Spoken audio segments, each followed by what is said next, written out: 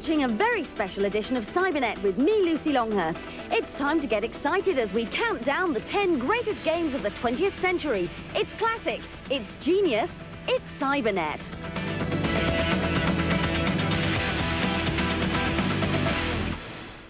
Round 1, fight! We begin our rundown of the top 10 greatest games of all time with Super Street Fighter 2 at 10.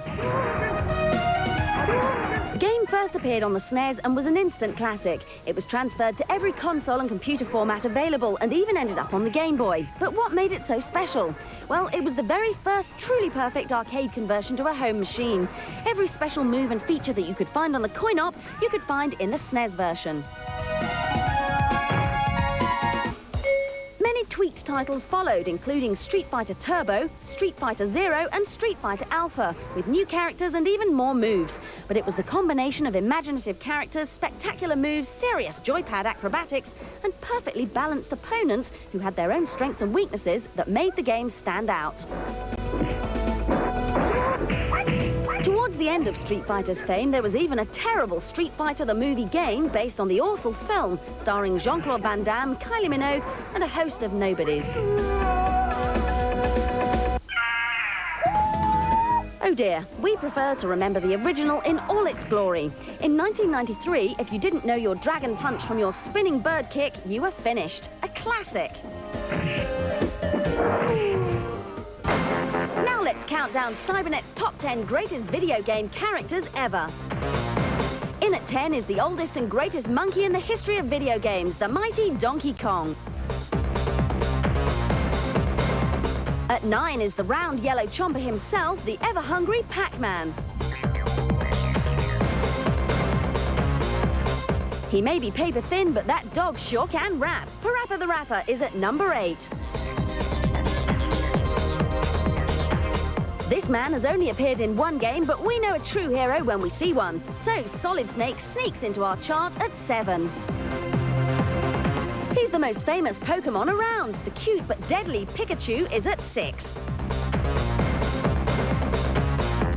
One of the fastest game characters ever, the spiky blue Sonic the Hedgehog races into 5th place.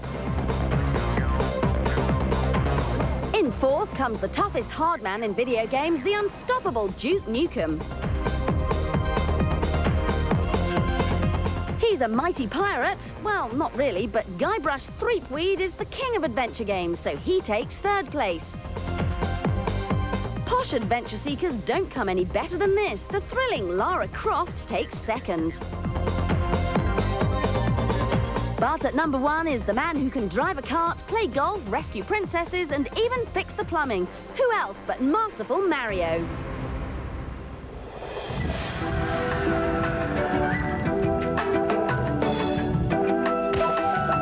Our 9th greatest game ever is The Curse of Monkey Island with Guybrush Threepweed. It starts with Guybrush's true love, Elaine, being seduced by the evil zombie pirate LeChuck. Let's face it, LeChuck, you're an evil, foul-smelling, vile, codependent villain, and that's just not what I'm looking for in a romantic relationship right now.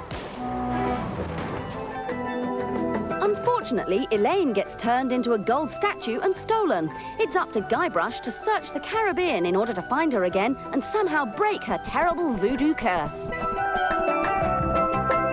This is the 3rd game in the hilarious Monkey Island series, and all 3 titles are classic adventure games. However, we chose The Curse of Monkey Island for inclusion in our chart, as it also features some of the greatest cartoon graphics that we've ever seen on the PC. The game features some incredibly challenging puzzles, memorable characters and jokes that will make you laugh out loud. Quite simply, this is the most flawless puzzle-based game that we've ever played.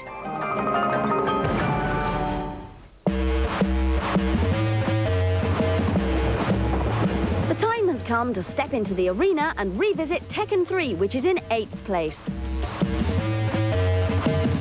Fans of Tekken 2 thought that it couldn't possibly be improved until they saw the variety of new characters and moves that Tekken 3 has to offer.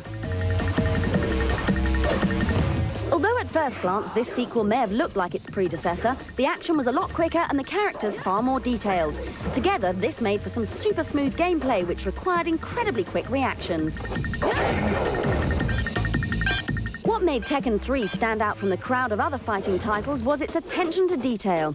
It offered many different gameplay modes, including the side-scrolling Tekken Force and the bizarre volleyball game Tekken Ball. Each character had a unique style of combat for you to learn, and this kept gamers occupied for months. Tekken 3 was a classic Namco title, and if you wanted the fastest, smoothest, coolest combat title around, then it had to be our 8th greatest game of all time, Tekken 3.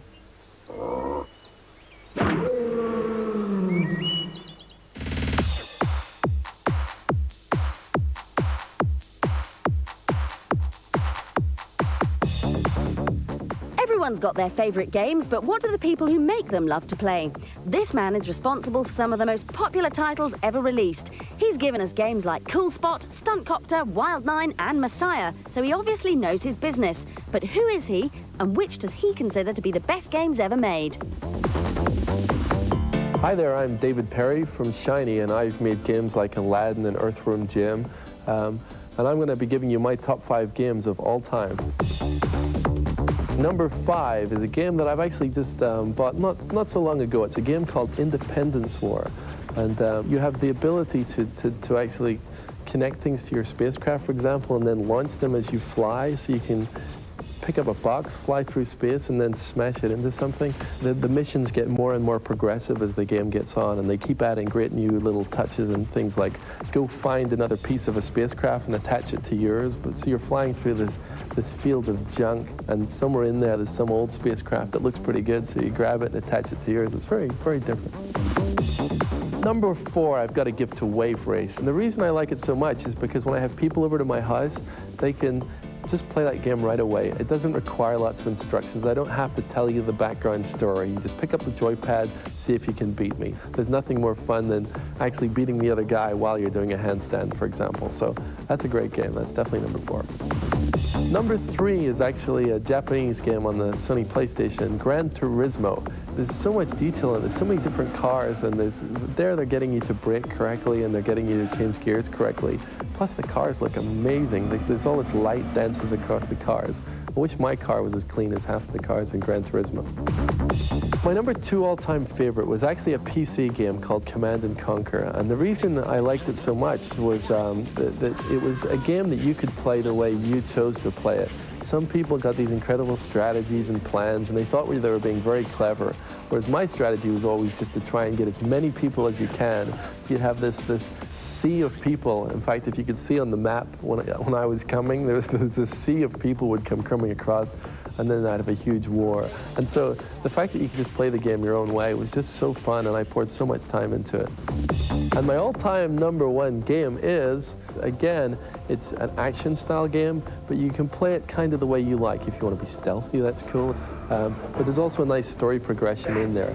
It is an amazing piece of work. It's a game called Metal Gear Solid, and it's something that I urge you, if you haven't played it, you've got to check that one out.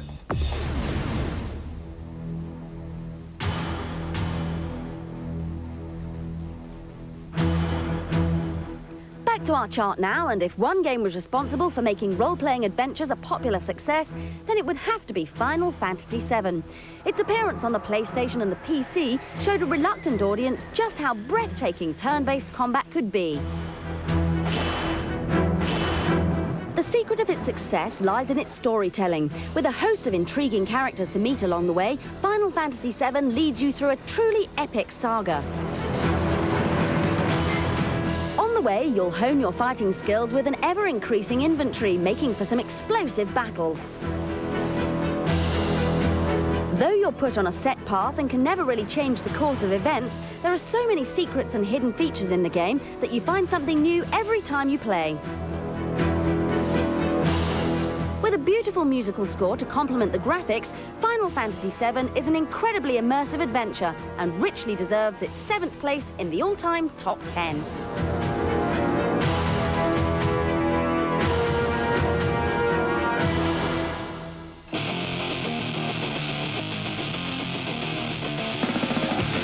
Formula 197 seemed realistic and detailed. V-Rally, we thought, was exciting and highly playable. But suddenly they all seemed prehistoric compared to the one racing game that redefined the entire genre. I'm talking, of course, about Gran Turismo.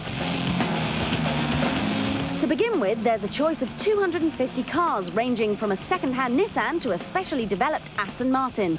Every one has been beautifully designed, making them the most lifelike motors we've ever seen. The simulation mode showed the sheer depth of the game. You must, for instance, gain driving licenses to enter the various competitions. You could then win money to buy and upgrade cars, as well as tune and refine your existing vehicle using a host of different options, and even take a trip to the car wash. But above everything else, it's the accurate handling that truly amazed us. Every single car drives differently and realistically, making them feel and respond exactly like the real thing. Racing has never been so impressive. Gran Turismo is a fantastic game that revolutionized the genre, and we at Cybernet think that it's the 6th greatest game of all time. Coming up, we find out the all-time favourites of gaming legend John Romero and continue the countdown to Cybernet's greatest game of the 20th century.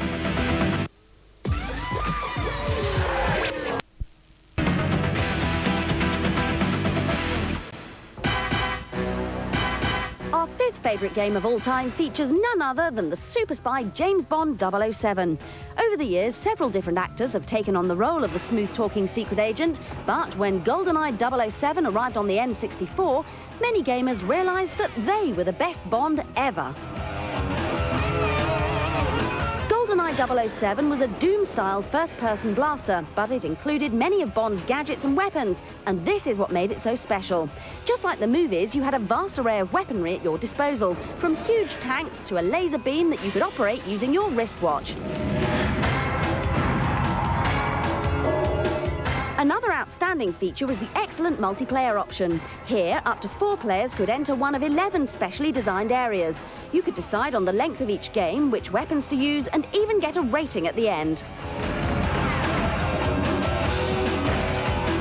Few film licenses deliver excitement of this quality in console form, but GoldenEye was definitely an exception. This game is a classic, and for some people, it'll be the N64's greatest game ever. Other titles may come along and push it from its perch, but GoldenEye is certainly a diamond that'll last forever.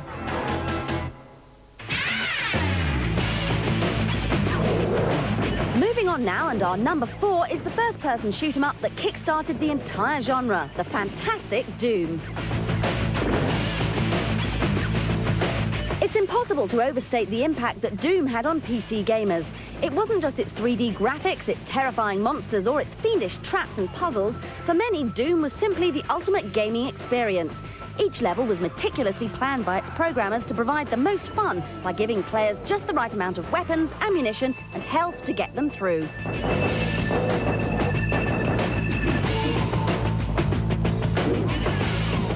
Oozes atmosphere, and even though you often can't see the monsters, you can hear their growls coming from the darkness. Then they suddenly appear, making you jump for your life.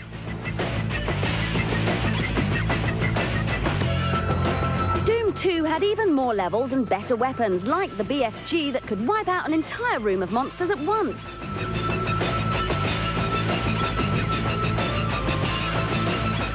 Today, 5 years later, the Doom titles play brilliantly, and there's hardly a game around that can match them for sheer excitement.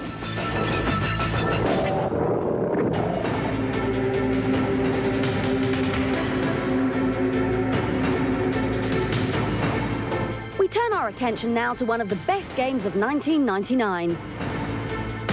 Metal Gear.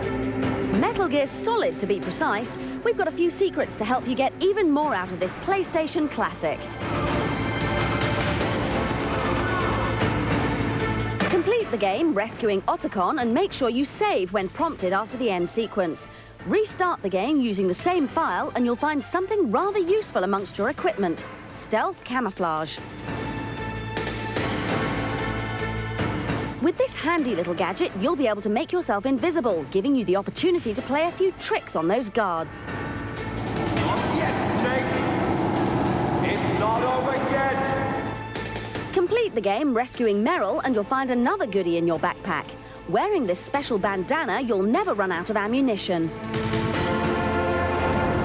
We're just about out of time. Hang on, there's more. If you manage to complete the game both ways using the same file, when you play a game, Snake will be wearing a fancy tuxedo, all set to celebrate the new year in style. such well-dressed opposition, Metal Gear doesn't stand a chance.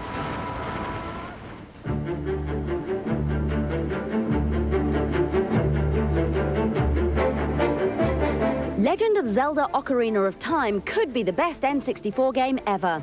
Like Final Fantasy VII, it uses a brilliant blend of graphics, an involving storyline, and a simple interface to attract many casual gamers who normally ignore such in-depth role-playing adventures.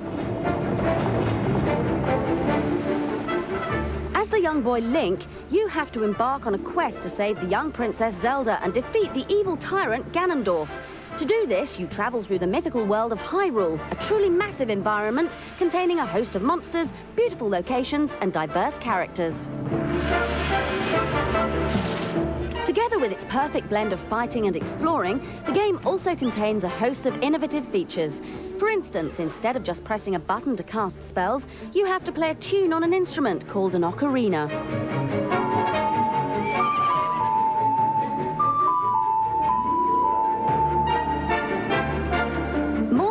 Other game, Legend of Zelda shows us exactly how good the N64 can be.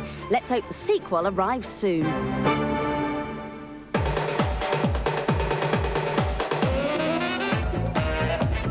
Cast your mind back to October 1993 to the original title that took the video games world by storm, Super Mario Kart. What probably made this game such a winner was its sheer playability. The controls were very responsive, the difficulty levels were just right, and most importantly, it was a whole lot of fun. Starring all the Mario Land regulars, but in go-karts, the aim of the game was simply to win the race by whatever means necessary, whether this involved outpacing your rivals or blasting them off the track. Upgrading the game for the N64 meant that new features could be added. Apart from racing in true 3D, new obstacles such as traffic now hinder your path. The N64's extra controller ports mean that either 2 or 4 players can now race each other in both the Battle and Grand Prix modes.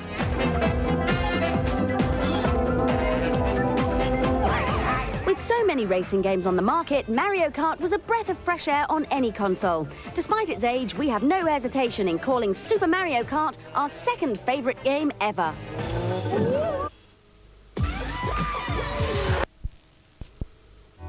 And our #1 game is coming up in just a couple of minutes. But first, these shiny shoes belong to a legend among game designers. He thrilled us with Doom, scared us with Quake, and has kept us waiting for years while he finishes Daikatana. But who is he, and what sort of games does a massively rich, long-haired gaming guru think are the greatest of all time? Hi, my name is John Romero, creator of Wolfenstein 3D, Doom, Quake, and Daikatana, and these are my favorite top 5 games of all time. My 5th favorite game is Ultima 5 by Origin Systems, 1985, I believe. I really like Ultima 5 because it was the first Ultima that had 2 conclusions in the game. There's one in the center where you defeat the Shadow Lords, and then there's one at the very end where you get to save Lord British. It was the last Ultima on the Apple II as well, and that's when they started to develop on the PC, so it was the end of an era. My 4th favorite game is Super Mario Bros. 3 by Nintendo. I loved Super Mario 3 because it was also the biggest, best 8-bit Mario ever made. It had 8 worlds, it was huge, it was very difficult, but I was really glad that I got to the very end and defeat World 8.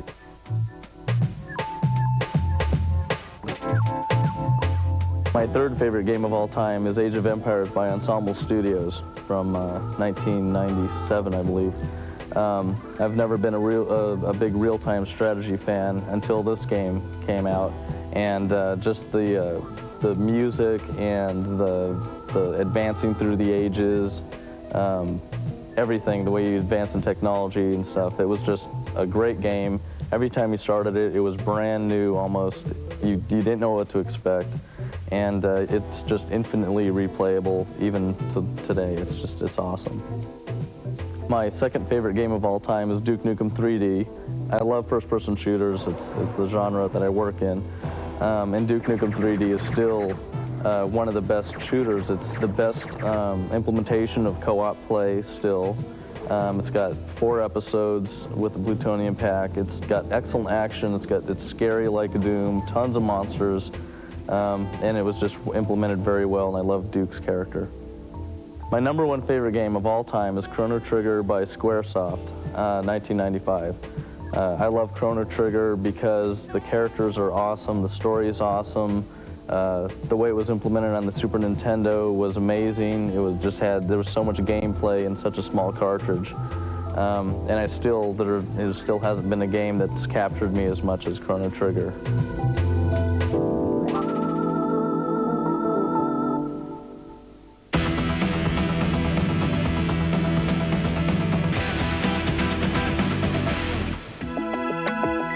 Now, Cybernet's greatest game of the 20th century is the incredible Half-Life on the PC.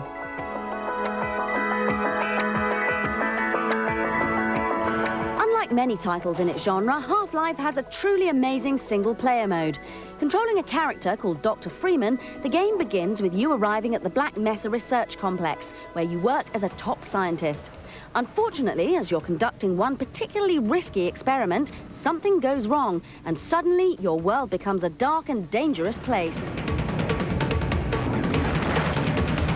And that's basically why Half-Life has become such a classic. Not only does it have a fantastic plot, but the story develops seamlessly and intelligently. Got another one. With great graphics, some of the best sound effects we've ever heard, and characters that you can interact with, you soon start to feel you're part of a film rather than a game. Don't forget to keep in touch via post or email. Until next time, here's another chance to see some more of the classic movie sequences from Tekken 3. And for the best in interactive entertainment, keep watching Cybernet.